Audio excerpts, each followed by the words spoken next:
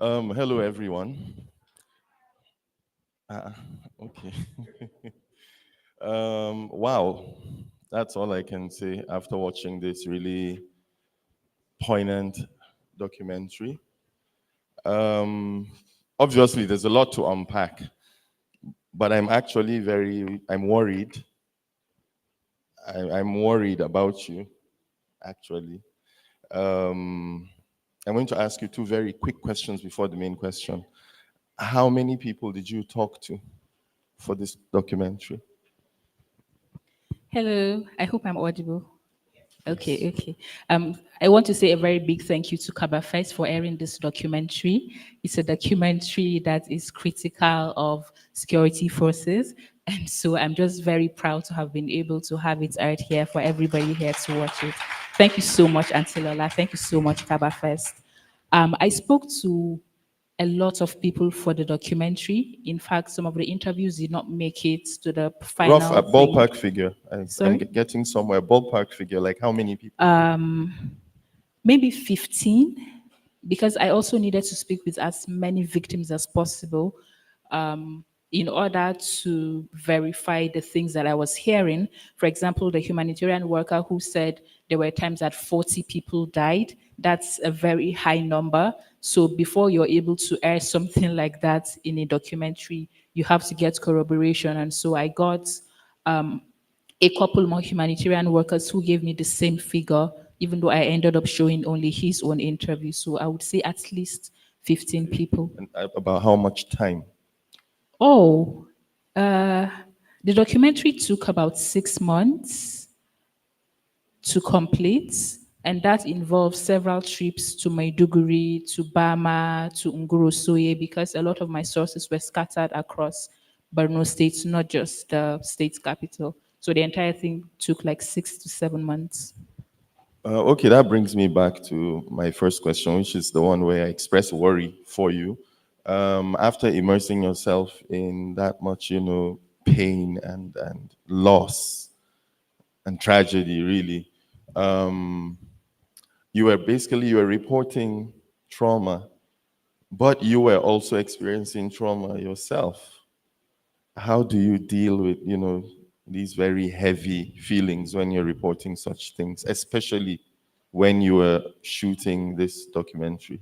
Yeah. The feelings are always very heavy, especially when you're in the field and you're speaking with so many people that have so many traumatic events. So it's like you're going through secondary trauma, having to listen to all of these stories and then having to retell it in documentaries or investigations. The worst part usually is not really the interviews itself, it's when I go back to my house and I have to listen to the interviews again to be able to write the story or to be able to put the clips together. That's usually the worst part because then I have to relive all of the memories.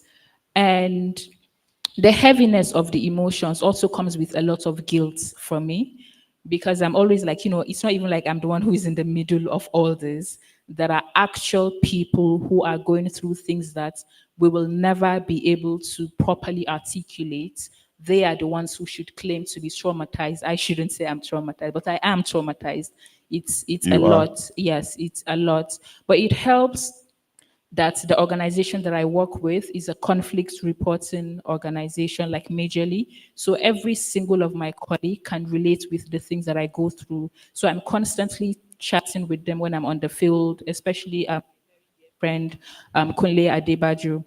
Every time I encounter something that I feel is way too much for my mind to properly process, I reach out to him and I tell him this is what I'm encountering on the field. And so these conversations help to make me process these things in a healthier way. It also helps that the organization is very understanding of these things. So a lot of times after a particularly traumatizing reporting trip, I take a break from work for like a week or a couple of days just to have time to, come back to myself and then return to do the work that I signed up to do. And it's also really interesting that you asked this question because I recently wrote a personal essay a couple of weeks ago. It was majorly about the burden of conflict reporting. I had walked away from a very important story in the field because I didn't think I had the mind to tell it.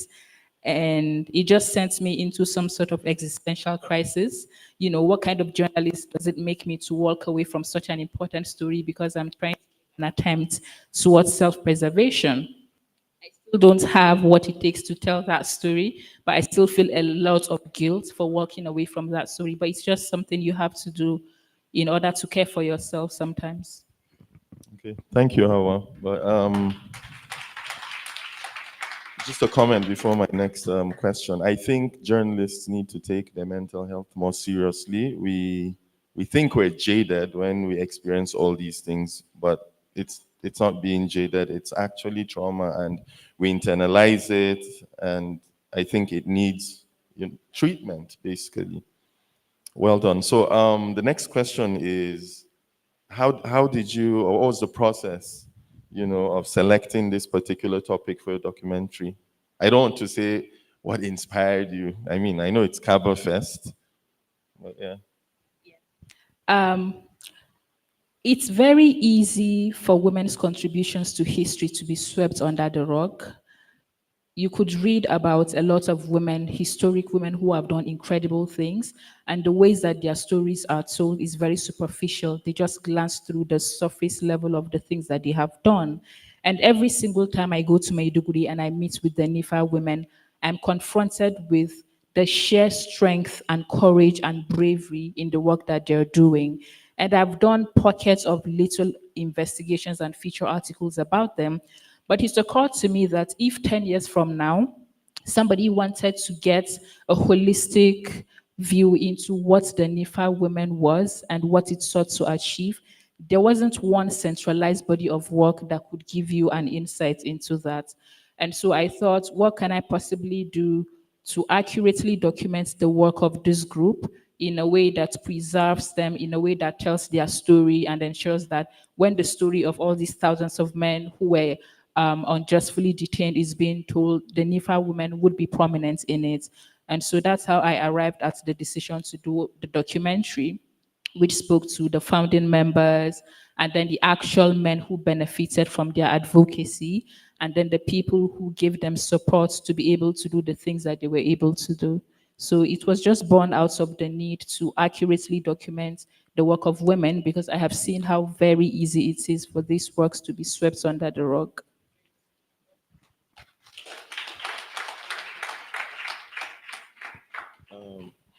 And now, I mean, I know you put in the work, you're a thorough professional. I'm a big fan, by the way.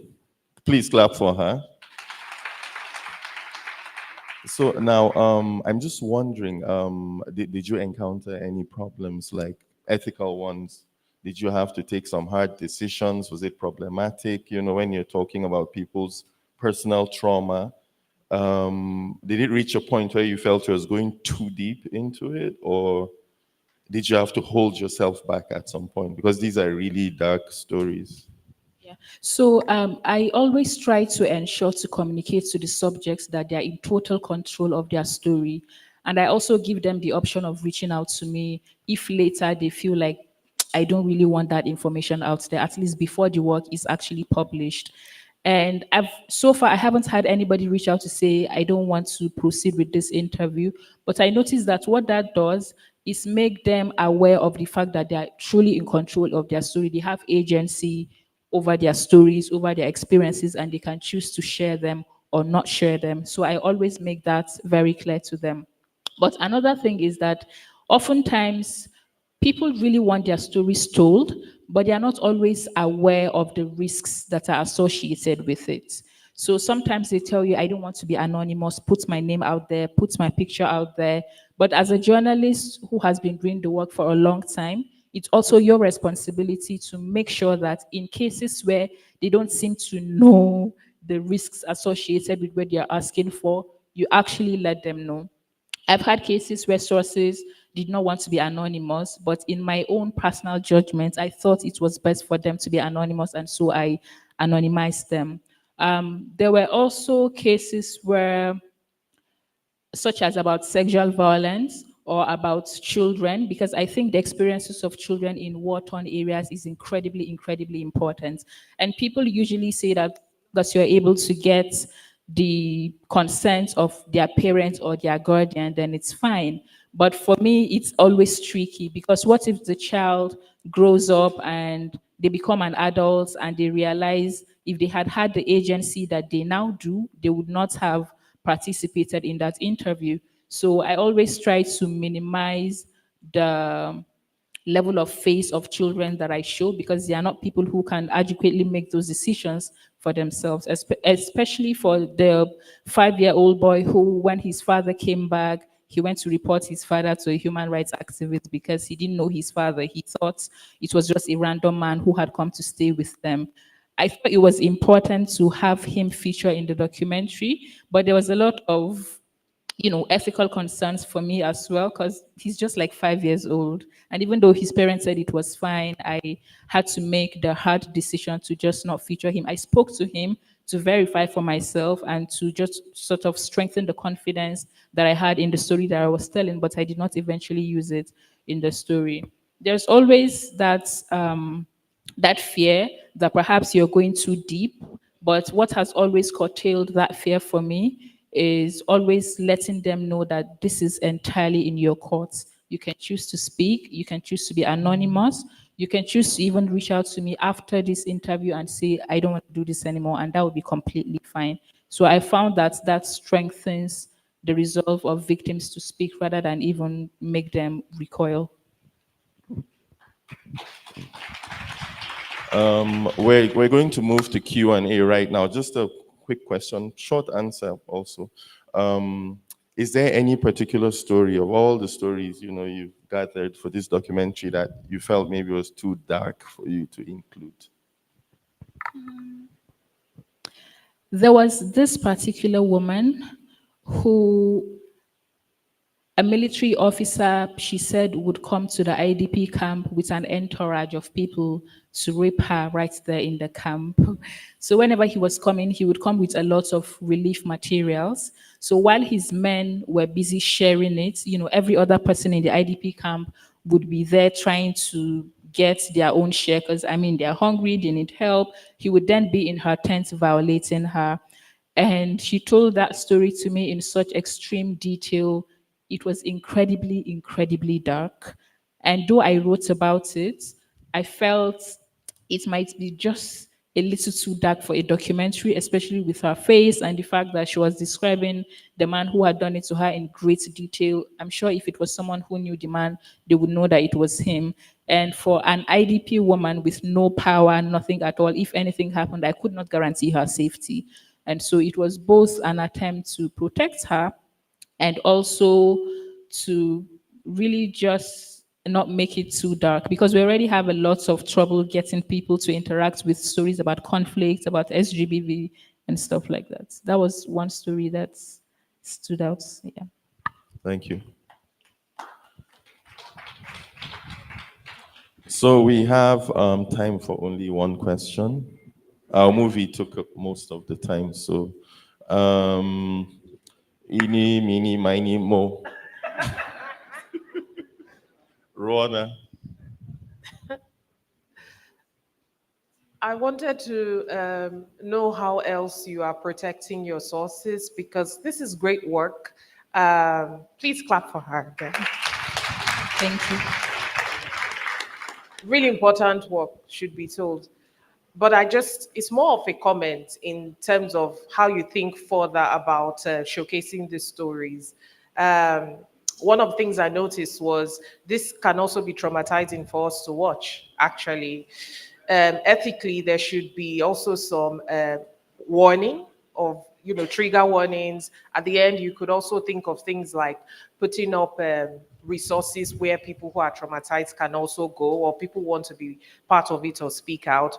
But also things like potentially re-traumatizing your subjects, where it's described that they were used as reporters and they went back and somebody went back to the scene of where they were abused. It would be great if you looked at those type of things to limit the potential to cause more harm.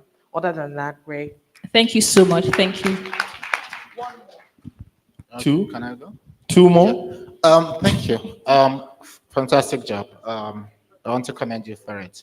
I'm concerned about secondary trauma as a journalist, and that's something we don't really take care of because we often are too focused on the work we're doing that we forget ourselves. So you work for a media organization that deals with conflict reporting. Does your organization provide support and counseling for its staff? That's my question. Yes, yes. The organization has full mental health care support free for all staff because we also have a mental health clinic right within the organization. It's called the Human and Will Sanctuary. So while it's commercialized for outsiders, every member of the organization has full and free access to the mental health care clinic. Now I'm emotional. I didn't pick you. My name is Grace Yakubu. Sorry, until another day. Sorry. Hauwa, I just want to congratulate you. And I remember when I first spoke to you, we were still in BUK. And you did everything. We did virtual assistant, researching for stories for women. I knew you were going places, but to be here, just even watching your stuff, I'm so proud of you. So proud of you. This is an example of what the North or anybody can be and achieve. And nobody should tell any girl here that she can't do anything. We have lots of them in here. I'm looking forward to more of Hauwa's to work with. Technically, that's not a question. I have one last one. There's that person who was waving at me like, I love your hair, so you. No, not you. You don't have hair, sir. Okay, I love your responses so quickly. Thank you. Quickly. Hi, good afternoon. I'm Moyosola Lokuri, and I just want to commend your ethics in creating the documentary. But I also wanted to ask about reorientation because I know media is like a key tool in reorienting people and like us being here and watching it. But like, for example, reorienting that insurgent who believes that a woman is fleeing in an emergency and she should be stopped and flogged because she's not wearing a hijab. How do we reach that person? How do we reach that person? Is it an education issue? Is it a religious issue? Is it an economical issue? What do we do to Sorry, how do we reach reorient who? that? Sorry, Hauwa. Reorient that. So maybe with the together. Then. I didn't really get the question. How do we reach who? How Which do we demographic? reorient those people who are those insurgents who believe that a woman should be stopped and flogged because she's not wearing a hijab? How do we reorient those people? Because I'm sure they have some limitations, about their access to Western media and all of that. So I'm sure they've been like. So then the question from the gentleman in the nice cap. All right, thank you. Yeah. All right, quickly. I think this is a very wonderful and bold work you have done. But I was looking forward to seeing you navigating those difficult terrains, because what you are reporting is post-conflict reporting after Boko Haram, isn't it? Just like we have Abdulaziz, who is here, also did something similar. And we saw him traveling in ramshackled on a bike, navigating difficult terrains and all of that, which I didn't see in your case. Perhaps maybe it's a deliberate attempt for self-preservation.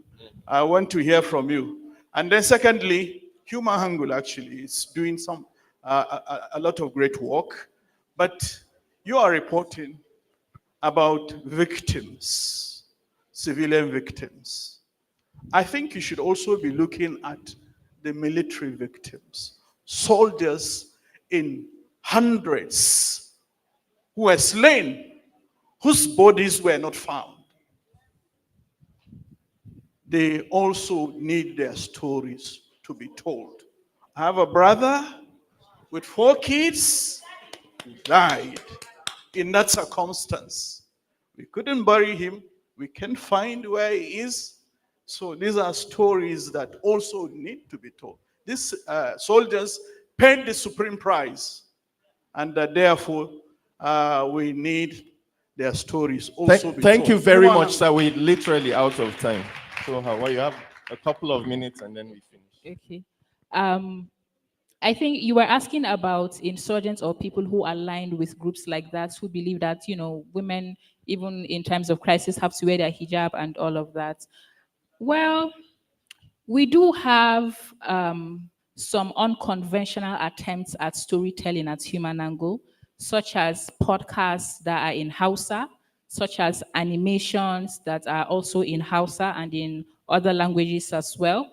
We also have partnerships with radio stations that broadcast in other languages like Kanuri, because we believe that these people are not necessarily those who speak the English language. And so the language barrier is something that we're always actively trying to address. So we hope that through that, some of these people might be reached. Of course, our job mostly is documentation. And so, which is why in the documentary too, my CEO spoke about the need for civil society to also step in after journalists are done with their documentation in order to do all of these advocacy efforts.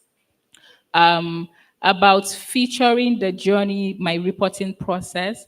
It was deliberate. I did an investigation once in Burma about how babies were being stolen in an IDP camp, and the experience was truly, truly scary. I had to sleep in an IDP camp to be able to do that story. And I realized that when I made that public, people were more interested in talking about what the experience was for me sleeping in an IDP camp than actually talking about the investigation, which was that babies were being stolen. It's also a deliberate principle we have at Human Angle that the voice of the victim should be more dominant than the person who is telling the story. We believe that that way people would be more moved to actually do something about it. But I do think I should do a lot more reporters' diaries because people are usually interested in seeing what the process like. I think it might be useful for other journalists who also want to go through the same location. So that's something I'm looking forward to doing. Oh, sorry, his last question about reporting the military. Oh, yes, that's incredibly, incredibly important. We've been trying to do that. We've actually done that a couple of times, perhaps not as dominantly as the other kinds of reporting. And it's also because people like that are usually scared to speak up, especially if you want to speak with families of military officers who have gone missing, and especially those who have not gotten the financial compensation that they need. They feel if they speak to the media, that might further hamper their chance of getting the kind of compensation that they need. So it's difficult to get families of people like that who are willing to talk, but it's a very important part of conflict reporting that we're actively working towards. Thank you very much, Hauwa. If anyone has any questions, you can talk to her afterwards. I'm sure she's more than willing to answer because I saw a ton of hands.